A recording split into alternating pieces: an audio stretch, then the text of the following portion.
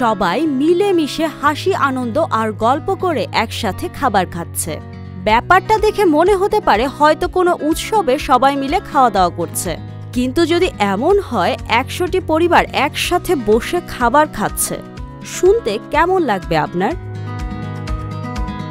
চীনে সম্প্রতি এমনই এক মহাভোজের আয়োজন করা হয়েছে। চীনে হয়ে গেল লণ্ঠন উৎসব। এই উৎসব উপলক্ষে চীনের লানাং শহরে আয়োজন করা হয় 100 পরিবারের ভোজ অনুষ্ঠান। এখানে সবাই মিলে স্থানীয় নানা ধরনের সুস্বাদু খাবার উপভোগ করে। এছাড়াও বিভিন্ন প্রদেশে আয়োজন করা হয় নানা ধরনের খেলা, যেমন হেবেই প্রদেশে আয়োজন করা হয় লণ্ঠনের ধাঁধা সমাধান খেলা এবং হাতে বানানো মাছের আকারের লণ্ঠন তৈরির প্রতিযোগিতা। দক্ষিণ পশ্চিম চীনে আয়োজন করা হয় সিংহ নাচের অনুষ্ঠান, যাতে পর্যটক ও গ্রামবাসীদের বিশাল সমাগম হয় এবং সবাই চীনা ঐতিহ্যের অনন্য আকর্ষণ উপভোগ করেন।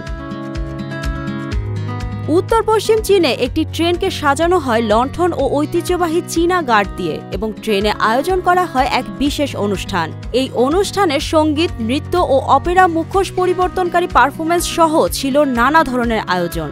এটা ট্রেনের যাত্রীদের বেশ আনন্দ দেয় এবং উৎসবটাকে আরও জমজমাট পরিবেশ সৃষ্টি করে। একই দিনে বেইজিংগামী এক ট্রেনে আয়োজন করা হয় ভিন্ন এক সাংস্কৃতিক অনুষ্ঠানের। এই অনুষ্ঠানে যাত্রীরা দক্ষিণ পশ্চিম চীনের ঐতিহ্যবাহী কিজিং কৃষকদের কাঠের ছাপা কাজ উপভোগ করেন।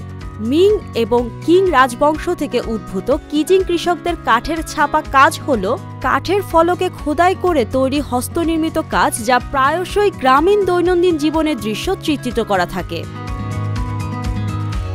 এভাবে ভিন্ন ভিন্ন নানা আয়োজনে চীনারা তাদের নববর্ষের দিনগুলো উদযাপন করে।